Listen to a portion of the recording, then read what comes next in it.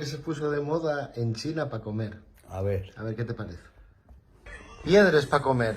Hombre, no me jodas, ¿cómo van a ser piedras? Que sí que son piedres. Se puso de moda ahora comer piedres en China. Piedres.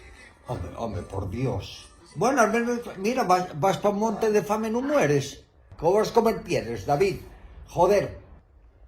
Cogen y hacen una salsa de esos picantes y cogen la piedra y mojen allí y chupen la piedra. Pero ¿cómo van a comer piedras, David? Preparámosles un día. Sí, para ti, vas y prepáreles. Mira, vas ahí al río, ahí al Nora, y hay piedras ahí por las orillas. Apunta para la traes y cómeles. O cómeles allí ya para venir fartuco. Si te invita alguien a comer piedres. Sí, voy. Oye, digo, no, gracias, amigo.